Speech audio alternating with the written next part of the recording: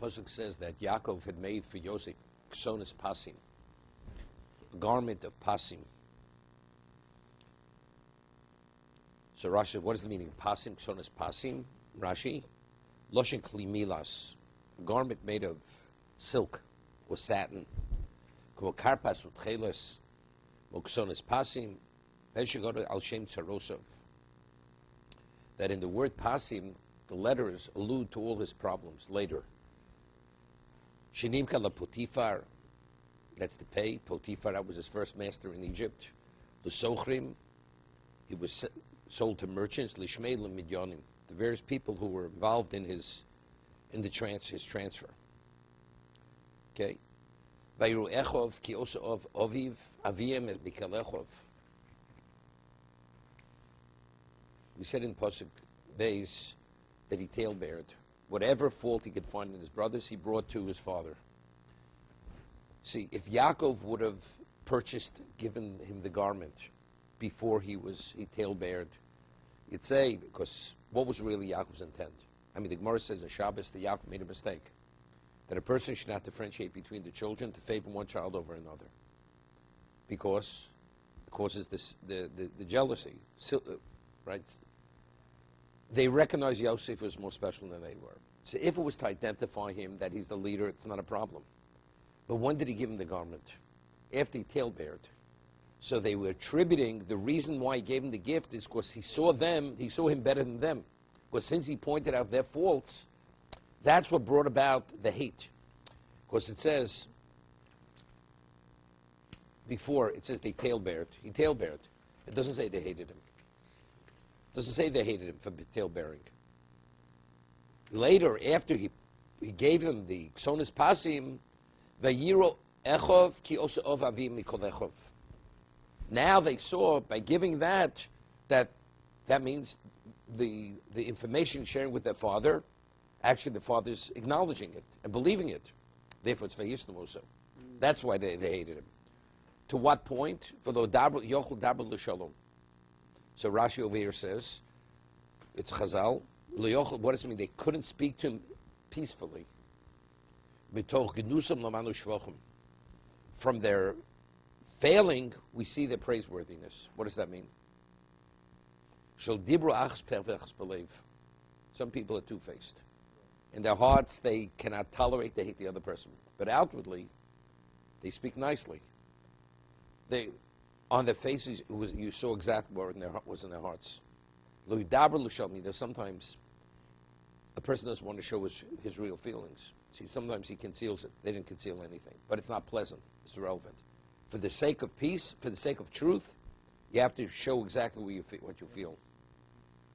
The Rambam rules, the Chofetz Chaim brings this in the Chofetz Chaim regarding the laws of Lashon Hara.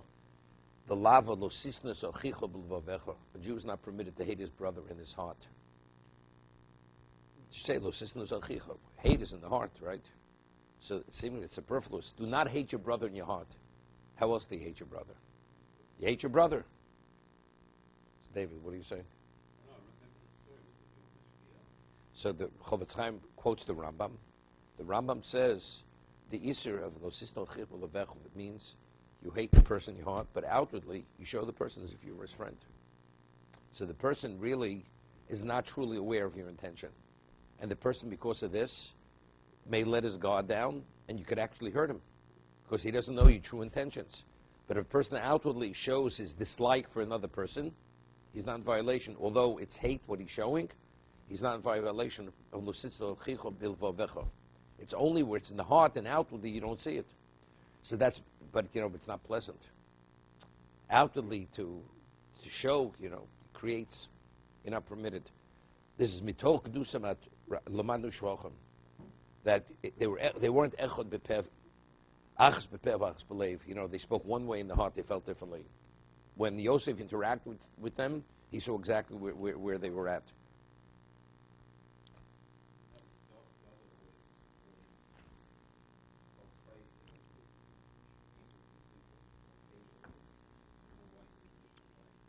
That's what David prayed. He says, don't tell me who my enemies are. My enemies I know. Tell me who my friends are.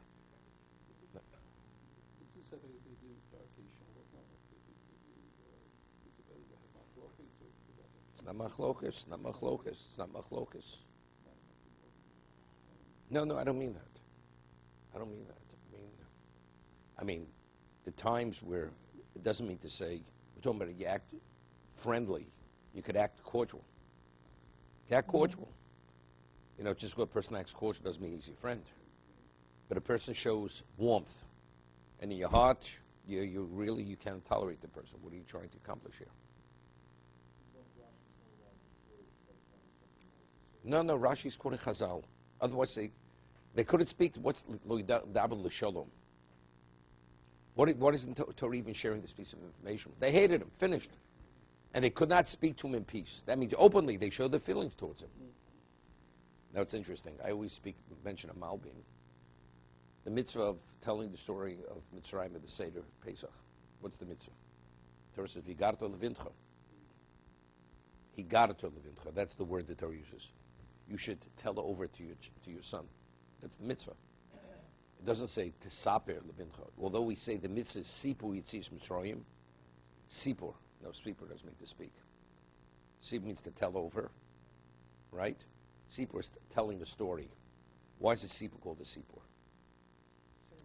How do you say to count in Hebrew? I'm teaching you Ulpan. Lispor, to count. When you tell a story, you're communicating facts. You're telling over information, right? You say it's an accounting of information. You're transmitting information. That's why Sipur is called from the word lispor. Haggadah is a whole different thing. I'm informing you. It's something which has a certain novelness to it, a newness. No, which means has a significance. I'm telling you a story, you know. It's irrelevant. Yes, no. That's a story. When I tell you something, that means something which has value. Something that you don't know, and I'm informing you. This Vigar Levincho. Although we know the story of Mitzrayim, every year you have told it in a way where it has like a newness to it. It has a significance. There's a lesson to learn from it. There's what to learn. That's the mitzvah, the Malbim. That's it. Vigarto. He doesn't say it there, but that's what Haggadah. We say in Shemon Esrei, the introduction, we say Hashem Svosei Tiftoch, Ufi Yagiti Losecho. Person says Shemon Esrei 3 times a day. Is it Yagid? No, every time you have that audience, it's as if the first time you're speaking to Hashem. Fi Yagid. My mouth should speak your praises. Should say them as if what? As if the first time you're saying Hashem's praises. But you said the praises endless times over. But every time it has to be said with a newness. That's the first time I'm here to praise the King. That's a fiyagiti losecho. Because we're going to see it over here. V'yachlam Yosef chalov v'yaged lechov. Right? He had a dream, and he said it over to his brothers. Meaning, what does he said it over? I'm going to tell you something that you're going to be amazed. Right? Because we're going to see the second dream, it says v'yasaper lechov. The first dream was v'yaged. The second dream was v'yasaper lechov. Why does it say v'yaged? The first dream is not the same. First dream, as we'll see, is the sheaves. The second dream was the sun and the moon, and the stars bowing. It's not but factually, it's the same message. We've already heard what you have to say. Doesn't matter, but I want to tell it over anyway. V'yasaper. We'll see. V'yaged lechov v'yosifu od. Snow so. So this only they increased the hate him. Of course, it says they hated him before. Go ahead.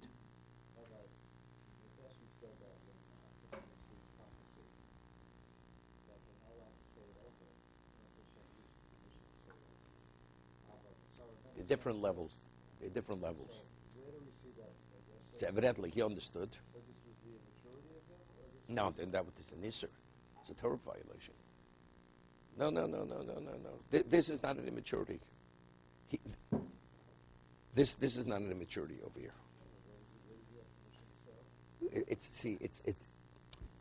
I'm not sure if it was a prophecy or it's what you call Ruach HaKodesh. Ruach HaKodesh is you're informed with something, you have a dream, like the Gemara says that, wait, but I'm telling you. The Gemara says in Brachos, right, that a dream is 1/60th of prophecy. Meaning, if you dream something which is true, the Gemara says, just as you, even when you dream a dream which has truth in it, the Gemara says, just as when you have wheat, it's mixed with chaff, which has no value, right? Identically, when you have a dream, it's mixed with a lot of nonsense. So you have to be able to extract from that the truth, but there's a message. Some dreams are totally nonsense. But even when you dream a dream which has truth, not everything in that dream is relevant to that truth that's being communicated. It's more in Brachos. But 1/60th of dream could be, it's 1/60th of prophecy. That means Hashem is communicating something. Something's being communicated. Person, Ruach Kodesh is much, much more than that. It's not you dreaming. Some say you could have over here. This is like there's a type of prophecy which it's not prophetic. When we talk about Nevi'im, there the prophecy is to say over or not to say over. But that's part of the prophecy. The prophecy is to say or not to say over. This prophecy over has nothing to do with to say over, not to say over. This is a prophecy. You're being informed. So therefore, this he does share. Yesterday when you mentioned the story of the scorpions and snakes inside the wall, like referring to Yosef at that point, that is... That's what I'm saying. That's what I'm saying. A prophet doesn't make, if it's a blatant prophecy, a prophet has no question what he's having. If you look in the Ramchal, now he doesn't have any. He has no reason to have doubts. But the Ramchal speaks about Yonah's prophecy. Yonah over there, Chas v'Shalom, Yonah didn't do an Avera. There was a certain ambiguity to Yonah's prophecy. Therefore, he went. He didn't go originally. He didn't want to go there. He did go, and there was a little bit of a misinterpretation. As a result of it, because he explains, because if a prophet is not sure what he's saying over, so you can say to the prophet, you know something. Maybe you're not. Maybe what you received, you're not really understanding properly. You can say that to every prophet. There are different levels of prophecy. You understand? And sometimes there's a certain leeway in the prophecy where the prophet can go either way. Some prophecy it's this way and there's no other way. So I'm saying this must have been this interim type of prophecy, and therefore later when he had his experience, he questioned, no, maybe it's not so simple the way I understood it. I always understood the community trying to empower this He reminds me of, go over to the person, slap him across the face. I love you. Okay. Okay. I didn't, thank God. Okay. Yeah. I just want to go a little, just skip, because we want to do the morning Chelik. Because today, Moshe came early to learn Chelik. Pasuk Tes. Vayachlam l'chalo ma'achet, take a look. Vayesaper osel for yourself to look at it when you go over the parsha on Shabbos. The second dream says Vayesaper. The first dream says Vayagid lechov. Because the message, it may be a different dream, but what's being communicated? You'll be subservient to me. I'm the dominant person. You're going to be the secondary person. That already he informed them in the first dream.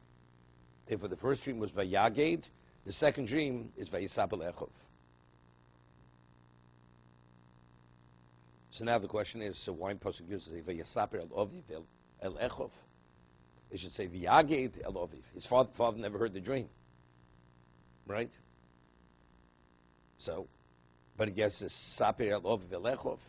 The answer is Yaakov knew it. Because the brothers already, they heard it, so probably got back to Yaakov what the first dream was.